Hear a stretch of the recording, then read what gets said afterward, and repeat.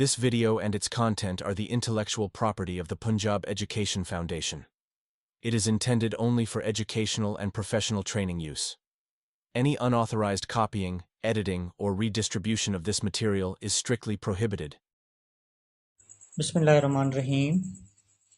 Honorable teachers and dear students, Assalamu alaikum. I am Muhammad Sarfraz, and today we are going to discuss grade 2 chapter number 9 of English, and this one is the second lecture of grade 2.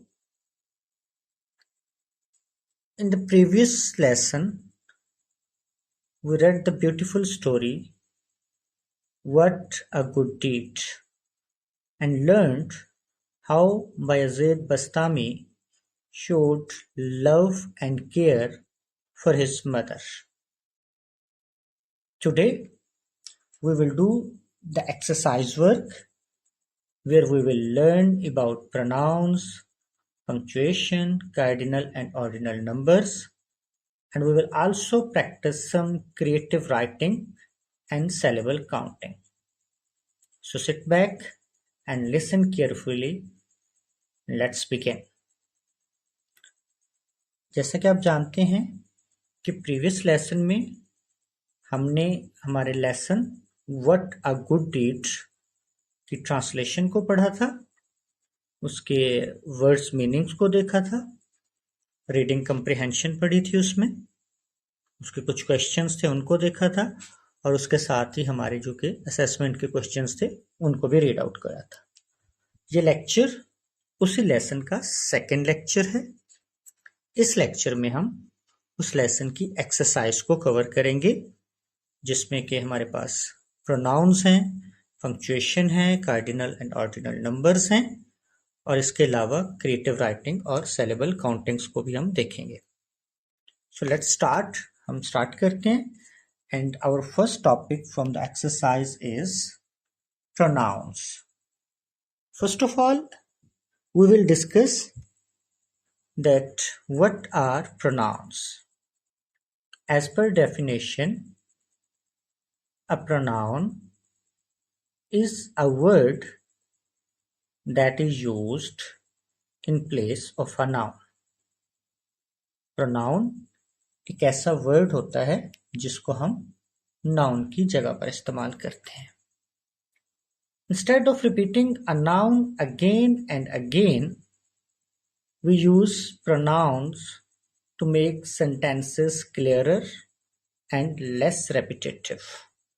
अगर बच्चा हमसे question करे कि sir हम noun की जगह पर pronounce क्यों यूज करते हैं, तो सिंपली हम उन्हें बता सकते हैं कि रेपिटेशन से बचने के लिए हम नाउन की जगह पर प्रोनाउन का इस्तेमाल करते हैं।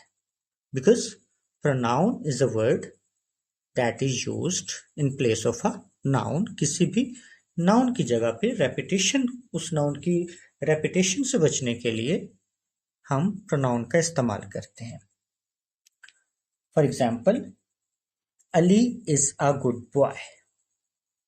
अब इस सेंटेंस में हमने देखना है कि नाउन क्या है। फर्स्ट ऑफ ऑल इसमें हमारे पास अली जो है वो नाउन आ रहा है। तो अगर हम कोई पैराग्राफ लिख रहे हैं तो उसमें हम बार बार, for example Ali is a boy, Ali is a good boy, तो बार बार अली की रेपिटेशन से बचने के लिए हम अली की जगह पर प्रोनाउन का इस्तेमाल करते हैं। Ali is a good boy, he studies well. अब अली की जगह हमने क्या यूज किया? ही। तो अली हमारे पास एक नाउन है जिसकी जगह पर हमने प्रोनाउन ही का इस्तेमाल किया। Here, he is a pronoun used instead of repeating Ali. Ali को बार बार रिपीट करने की बजाय हमने यहाँ पर he का इस्तेमाल किया। Now we will discuss different types of pronouns with definitions and examples. Pronouns की जो types हैं उनको हम डिस्कस करेंगे, उनकी definitions को देखेंगे और कुछ examples को। The first one is pronoun की जो सबसे पहली टाइप है हमारे पास, that is personal pronoun. What are personal pronouns? These refers to specific people or things. They change according to the person, number, and gender. Subject pronouns: I, you, he, she, it, we, they. And what are object pronouns? Me, you, him, her, it, us, them. Personal pronouns basically replace the subject. जो subject की जगह पे for example हमने देखा था Ali is a good boy, तो अली जो है वो एज अ सब्जेक्ट भी यूज हो रहा था, तो जो स्टार्ट में आ रहा था तो उसकी जगह पर जो बेसिकली यूज किए जाते हैं उनको पर्सनल प्रोनाउंस कहा जाता है। Example, she is reading a book, इसमें शी जो है वो सब्जेक्ट की जगह पे आ रहा है, तो यहाँ पे हम कह सकते हैं कि ये पर्सनल प्रोनाउन है। Ahmed gave the pen to me, तो मी जो है यहाँ पे ऑब्जेक्ट की जगह पे प्रोनाउन यूज हो रहा है। What is the second type of pronoun? Second one is possessive pronouns. What are possessive pronouns? They show possession or ownership.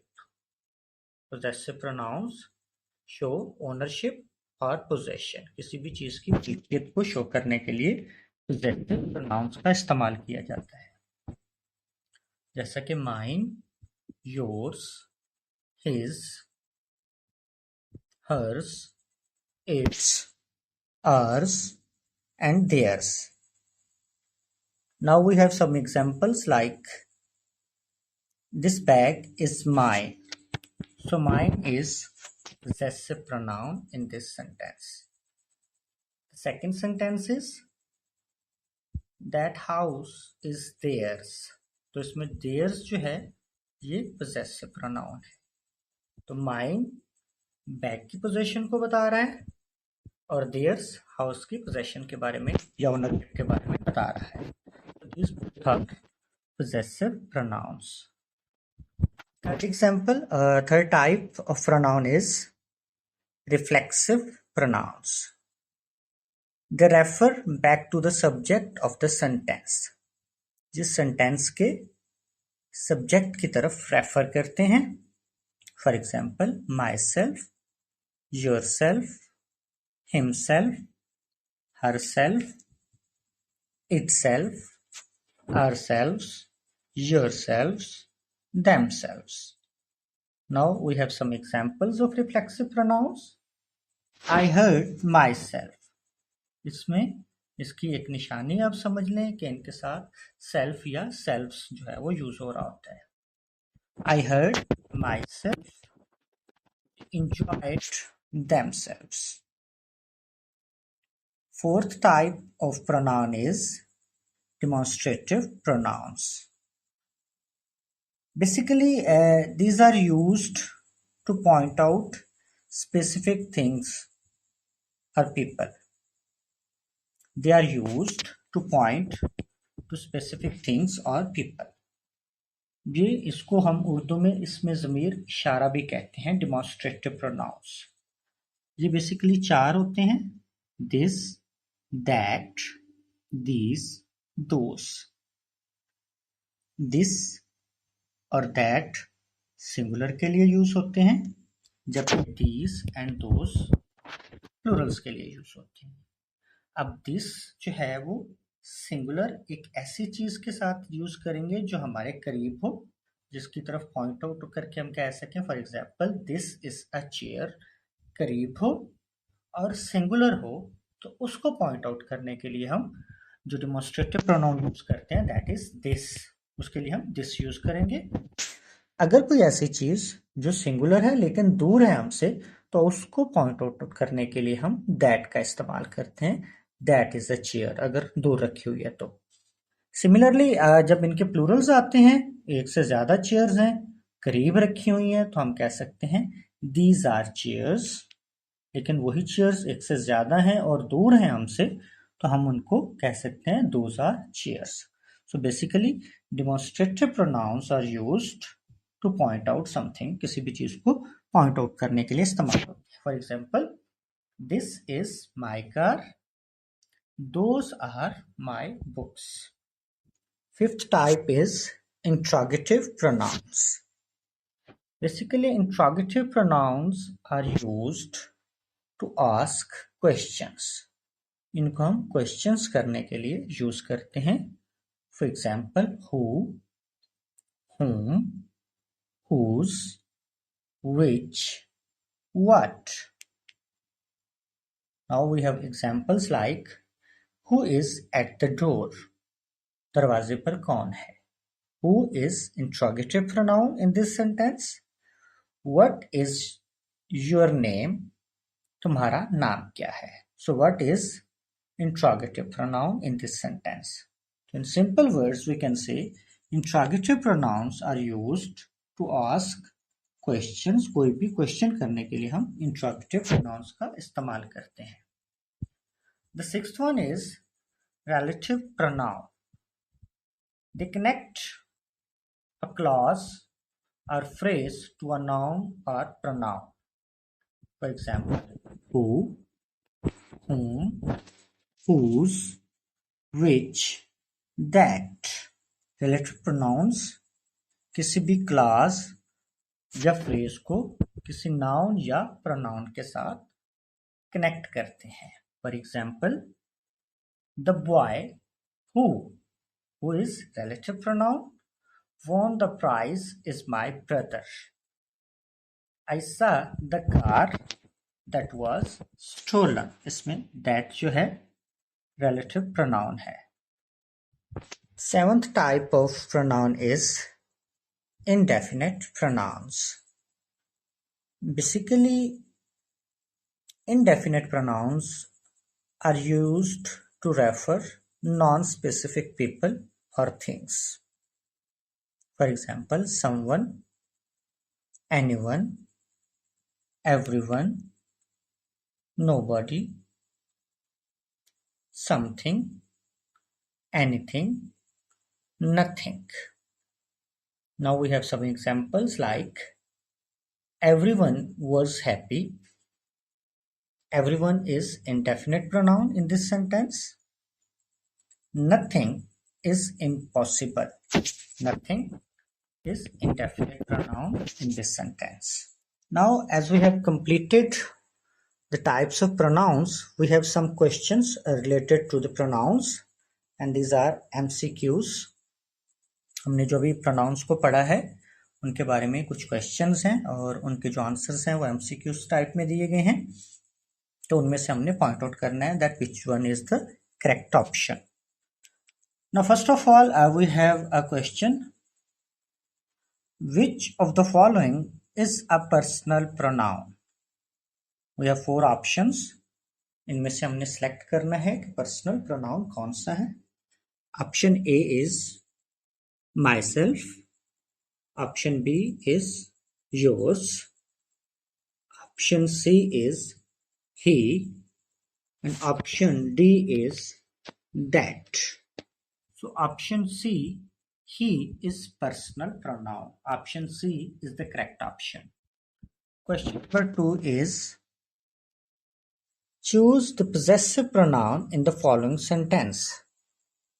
नीचे दिए गए सेंटेंस में से हमने possessive pronoun को चूज करना है. possessive pronoun के बारे में हमने पढ़ा था जो किसी की ओनरशिप के बारे में या पोजेशन के बारे में हमें बताता है. The sentence is this book is mine. And now we have 4 options. Option A is this. Option B is book. Option C is. And option D is mine. 4 option है. This book is mine. इनमें से कौन सा है जो possessive pronoun है? तो mine, the D option is the correct option. Mine is possessive pronoun. ये हमें बुक की ओनरशिप के बारे में या पोजेशन के बारे में बता रहा है. Now we have third question, that is reflexive pronoun. We have a sentence like which sentence uses a reflexive pronoun correctly? किस सेंटेंस में रिफ्लेक्सिव प्रोनाउन का सही इस्तेमाल किया गया है? We have 4 options. First one is she looked herself in the mirror. She looked herself is the B. B option जो है हमारे पास she looked herself. Option C is she looked to herself.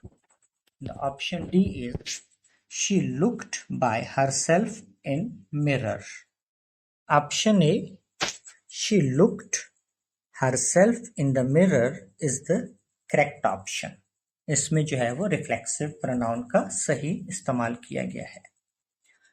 Now we have the fourth question that is about demonstrative pronouns. Demonstrative pronouns के बारे में भी हमने पढ़ा था. इनको उर्दू में इसमें ज़मीर इशारा भी कहा जाता है. These are basically used to point out something. We have a sentence. Identify the demonstrative pronouns in the sentence.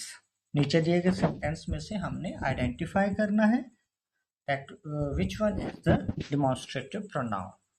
Sentence is that is my favorite movie.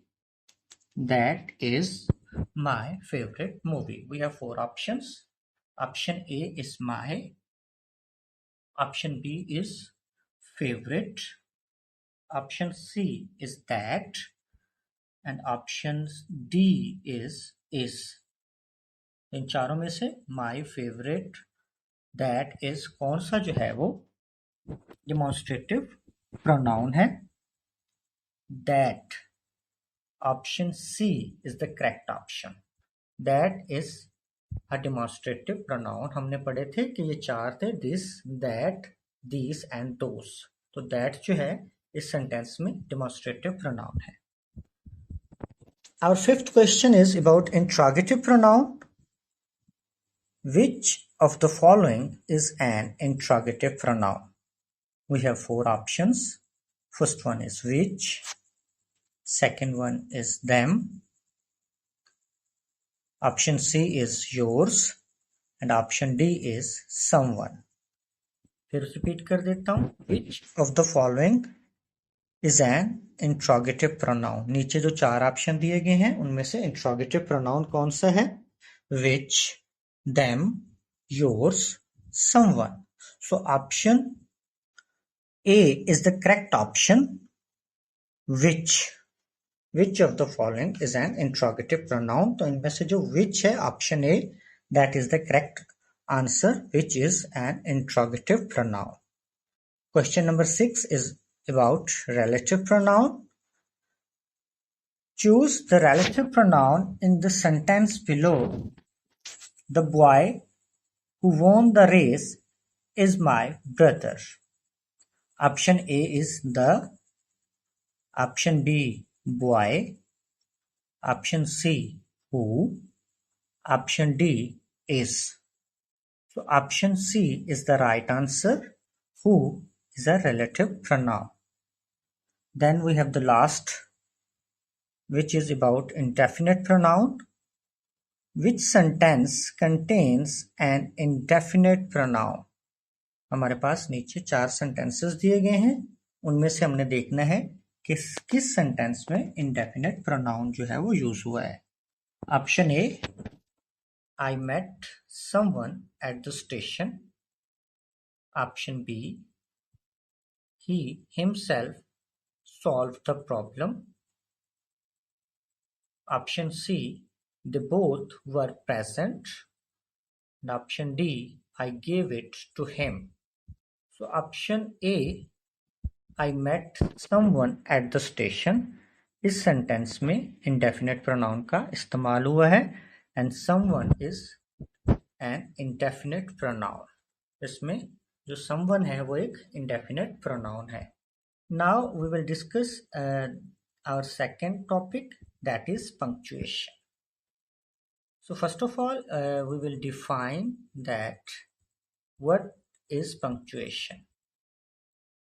Basically, punctuation refers to the symbols or marks used in our writing to help organize and clarify meaning. Punctuation जो होती है ये marks और कुछ symbols होते हैं जो हमारी राइटिंग को ऑर्गेनाइज करते हैं और उसको क्लैरिफाई करते हैं उनके मीनिंग्स को. These marks show pauses, end of sentences, emotions, or the relationship between words and phrases. जिस तरह ट्रैफिक लाइट्स जो होती हैं वो ड्राइवर्स को गाइड करती हैं कि कब उन्होंने रुकना है, कौन सी लाइट जलेगी तो उन्होंने रेडी हो जाना है चलने के लिए, और किस लाइट के ऑन होने पर उन्होंने चल पड़ना है. तो जिस तरह ये ट्रैफिक लाइट्स जो हैं वो गाइड करती हैं एक ड्राइवर को, इसी तरह ये सैम्बल्स और ये जो मार्क्स होते हैं ये राइटर को गाइड करते हैं कि इनको कब पाजेस लेने हैं, कब सेंटेंस एंड होना है, इमोशंस किस कब ऐड करने हैं. तो ये सारी चीज़ें जो हैं वो ये जो मार्क्स होते हैं और ये जो सैम्बल्स होते हैं ये गाइड करते हैं एक राइटर को. What is the importance of punctuation? Punctuation की इम्पोर्टेंस क्या है हमारी राइटिंग्स में? Basically punctuation helps avoid confusion, ये कंफ्यूजन को ख़त्म करती है. Number 2, punctuation indicates where to pause और स्टॉप. पंक्चुएशन के ज़रिए ही हमें पता चलता है कब हमने रुकना है, कहाँ वहाँ पे हमने ब्रेक लेनी है. Punctuation expresses feelings and tone. Punctuation gives proper structure to sentences. ये जो punctuation होती है ये sentences को एक proper structure देती है. Now we will discuss basic types of punctuation marks. जैसे कि हम क्लास 2 को डिस्कस कर रहे हैं और ये हमारी जो एक्सरसाइज है ये क्लास 2 की ही एक लेसन की एक्सरसाइज है, तो हम उसी के लेवल की क्लास 2 के लेवल पे जो हम पंक्चुएशन मार्क्स यूज़ करते हैं उन्हीं को ज़रा यहाँ पे डिस्कस करेंगे. There are many punctuation marks but the most commonly used ones include, कौन कौन से हैं? Full stop, question mark, exclamation mark. Now we will discuss all these punctuation marks one by one. First of all, we will discuss full stop. इसको period भी कहा जाता है. So a full stop is used to indicate the end of a declarative sentence, a sentence that makes a statement. तो जो declarative sentences होते हैं उसके end के ऊपर हम full stop का इस्तेमाल करते हैं. For example, I go to school every day. She is reading a book. The sun sets in the west. इसके other uses क्या हैं? After abbreviation, हम abbreviation के बाद भी full stop use करते हैं. For example, doctor, Mr, etc. The second one is question mark. जो दूसरा हम पंक्चुएशन मार्क यूज कर रहे हैं या डिस्कस कर रहे हैं, that is question mark.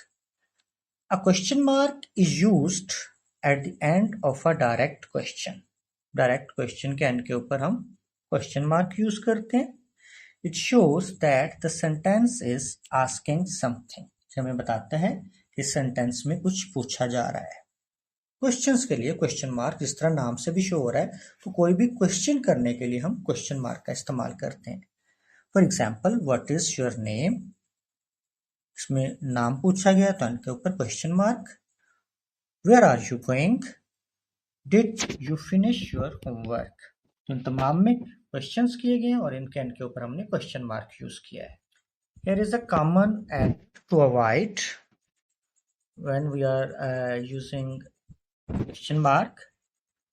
Don't use a question mark after indirect question. Indirect question में हमने question mark का use नहीं करना, सिर्फ direct questions में ही हमने question mark का इस्तेमाल करना है. For example, there is a sentence, I asked her where she was going. ये क्योंकि indirect question है तो इसके साथ हमने नहीं use करना question mark. Third punctuation mark is exclamation mark. जो तीसरा हम पंक्चुएशन मार्क डिस्कस कर रहे हैं that is exclamation mark. An exclamation mark is used to show strong feelings like surprise, anger, happiness, excitement, or a command. For example, wow, that's amazing.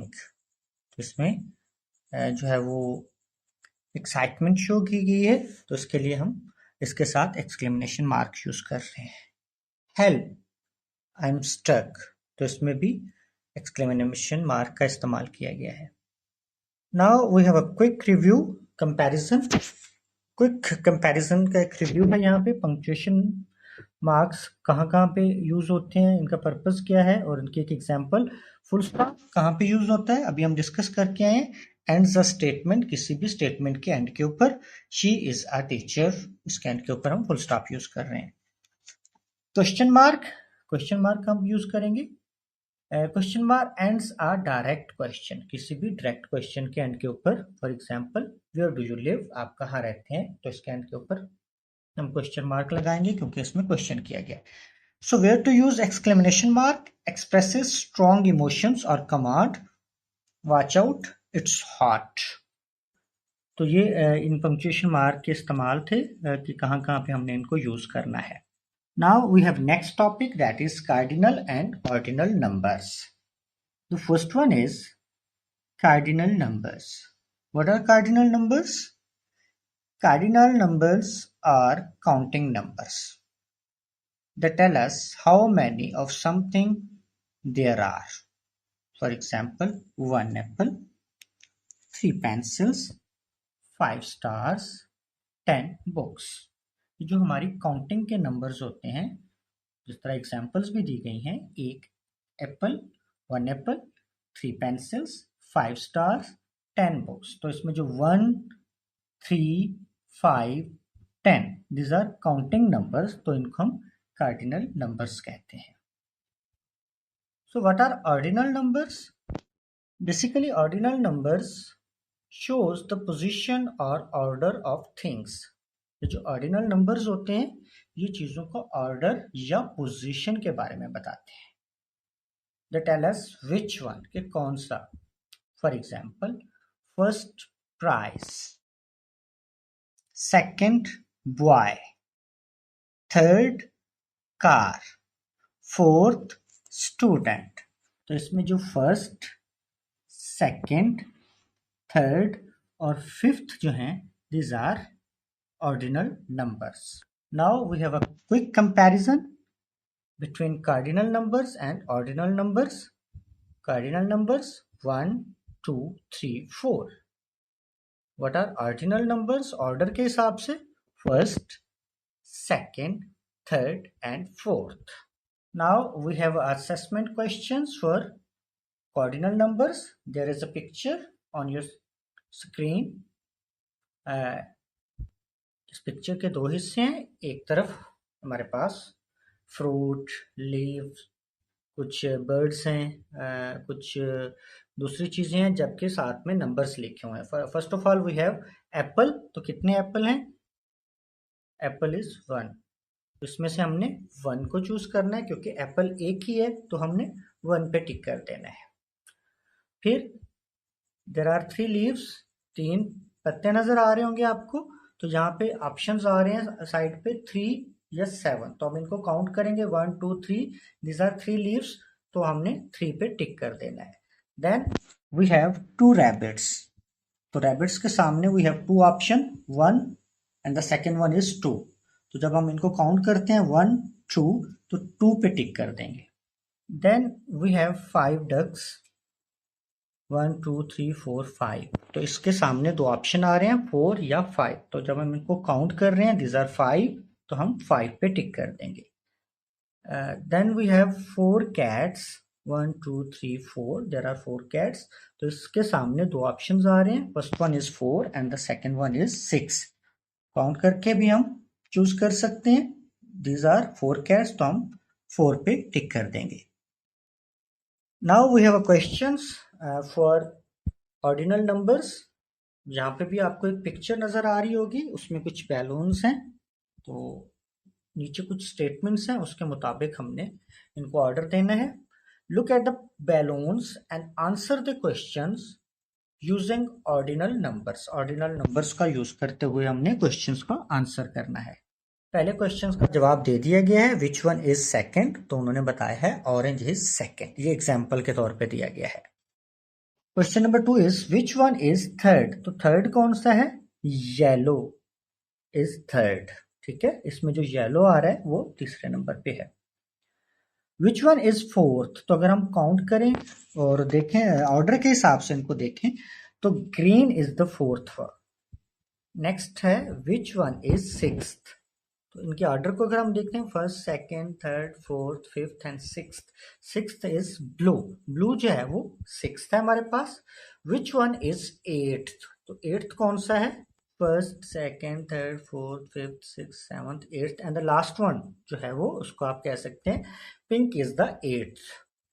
So these were our ordinal and cardinal numbers. Now we have creative writing. We have a question like make a list of things we shouldn't do. उन चीज़ों का you can ask your students कि वो एक ऐसी चीज़ों की एक लिस्ट बनाएं। आप उनको क्रिएटिव राइटिंग के लिए इंकरेज कर रहे हैं, तो आप उन्हें कहेंगे कि जी अपनी जो है नोटबुक में ऐसी चीज़ों की जो है एक लिस्ट बनाएं जो कि हमें नहीं करनी चाहिए। आप उनको इनकरेज करेंगे तो वो डिफरेंट जो है स्टूडेंट्स लिख के लाएंगे अपने नोटबुक्स के ऊपर, और उनके क्वेश्चंस उनके आंसर जो है वो डेफिनेटली डिफरेंट होंगे, लेकिन जो मोस्ट इम्पोर्टेंटली या हम कह सकते हैं जो कॉमनली ज़्यादातर चीज़ें हो सकती हैं वो यहाँ पे लिखी हुई आपको नज़र आ रही होंगी। First one is we shouldn't tell lies, हमें झूठ नहीं बोलने चाहिए। We should not fight with others, हमें दूसरों के साथ नहीं लड़ना चाहिए। We should not waste food, हमें खाना ज़ाया नहीं करना चाहिए। We should not throw trash on the ground, हमें ग्राउंड में कूड़ा क्रिकेट नहीं फैलाना चाहिए। And the last one is we should not be rude to anyone, हमें किसी के साथ भी रूड नहीं होना चाहिए। Now we have completed our topics and now we have a review exercise. Review exercise को हम जरा एक दफ़ा दोबारा इस एक्सरसाइज को रिव्यू कर लेते हैं। इसमें क्वेश्चन नंबर 1 है read the given words, count and write their syllables. So basically syllable is a group of letters which has one वाल साउंड इन इट, जिसके अंदर एक वाल साउंड होती है।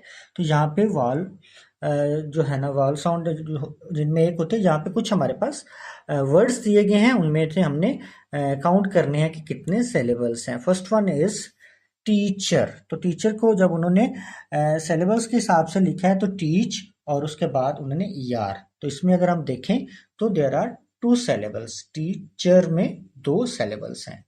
Then we have principal, there are 3 syllables in this word. Then the word is great, तो great में एक ही syllable है। Then amazing, a अलग आ रहा है MAZ और उसके बाद ING, so there are 3 syllables in amazing। respect, इसमें re और SPECT, इसमें 2 syllable आ रहे हैं, तो respect में there are 2 syllables। There is 1 syllable in young, ये जो word young आ रहा है इसमें एक syllable है। And then the question number 2 of our review exercise is fill in the blanks to complete the paragraph by using has, have correctly। इस paragraph में हमने has और have का इस्तेमाल करना है, पैराग्राफ में जो खाली जगह दी गई है उनके ऊपर। पैराग्राफ क्या है, Hasan likes to participate in a cricket match, he blank space, he के बाद has का इस्तेमाल होगा क्योंकि हसन जो है वो एक सिंगुलर है। he has a sports kit, his team blank space new uniform। अब his team, टीम भी यहाँ पे सिंगुलर के तौर पर यूज हो रही है, तो यहाँ पे हम कहेंगे his team has new uniform, team के साथ भी यहाँ पे has लगेगा। His classmates come to cheer him. They basically classmates के लिए यूज हुआ है, तो क्लासमेट्स प्लूरल हैं, तो इसके साथ हम हैव का इस्तेमाल करेंगे. They have colourful flags. His team plays very well. They blank space a lot of fun. So they have a lot of fun. Third question and the last question of review exercise is rewrite the given sentences with correct punctuation and capitalization. There are some sentences, यहाँ पे 5 sentences दिए गए हैं जिनको हमने punctuation और capitalization का use करते हुए rewrite करना है. First sentence is what is your name? इसमें जो इनिशियली हम देखते हैं कि जो फर्स्ट लेटर है वो इसका कैपिटलाइज नहीं है, तो हमने क्या करना है, W का वर्ड का W जो है वो उसको कैपिटल करके लिखना है. और क्योंकि इसमें क्वेश्चन पूछा गया है व्हाट इज योर नेम, तो इसके एंड के ऊपर हम क्वेश्चन मार्क भी लगाएंगे. What is your name. Second one is why are you late today. इसमें भी Y का W कैपिटल आएगा, और क्योंकि इसमें भी क्वेश्चन किया गया और इसके एंड के ऊपर भी हम क्वेश्चन मार्क का इस्तेमाल करेंगे. Sentence number 3 is Hasan plays cricket. इसमें हसन जो है उसका H कैपिटल करके लिखेंगे हम, और क्रिकेट के बाद फुल स्टॉप का इस्तेमाल करेंगे. Sentence number 4 hurrah I have won the match. Hurrah का H कैपिटल आएगा, और हुर्रा के बाद हम एक्सक्लेमेशन मार्क का इस्तेमाल भी करेंगे. I have won the match. इसके बाद हम फुल स्टॉप का इस्तेमाल करेंगे. Question number 5, sentence number 5 is wow what an amazing dress it is. तो इसमें वाओ का W कैपिटल, और उसके बाद हमने उसमें एक्सक्लेमेशन मार्क का भी इस्तेमाल करना है. सो डियर स्टूडेंट्स, इस लेसन में हमने एक्सरसाइज को डिस्कस किया है. लेसन जो है वो हमने फर्स्ट लेक्चर में कवर कर लिया था. तो आज के लिए इतना ही. इंशाल्लाह see you again with another lesson. Till then take care and Allah Hafiz.